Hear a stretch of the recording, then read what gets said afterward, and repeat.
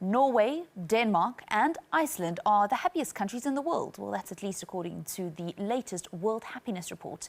The rankings, released to coincide with the UN's International Day of Happiness, put South Africa at 101 on the list of 155 countries.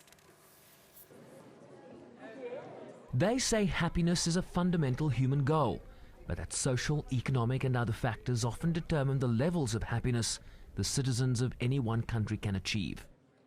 There are probably many definitions of happiness, as there are people on this planet. For each of us has our own perception of what makes us happy.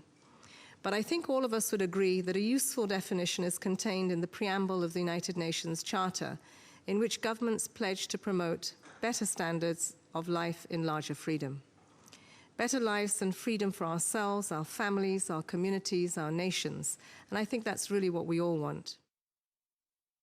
Western Europe dominates the top 10, with Canada at 7, New Zealand at 8 and Australia at 9. The United States is ranked 14th happiest place, while South Africa finds itself at a lowly 101. Algeria is the best placed African country at 53, with Mauritius, Libya, Morocco, Nigeria and Somalia all ahead of South Africa on the continent. So it is with the SDGs and with the happiness of our society. We need to tend to all aspects of well-being to create happiness.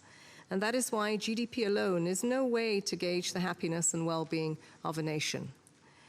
It is why the SDGs stress that we must leave no one behind, and we must reach those that are most in need first. Our societies cannot be happy while the vulnerable and marginalized continue to suffer, nor can we be sustainably happy while the environment declines. That is why the SDGs place equal weight on social, economic and environmental development. Or to put it another way, social, economic and environmental well-being. Countries were not just scored on GDP per capita, but on several key factors. Among the other variables considered is the measurement in the life expectancy of individuals, social support, for example, having someone to rely on during times of hardship, trust as it relates to corruption in government and business, and freedoms, human rights, and so on. Syria placed 152nd out of 155 countries, while Tanzania, Burundi, and the Central African Republic are at the very bottom of the list. Bryce-Pease, SABC News, New York.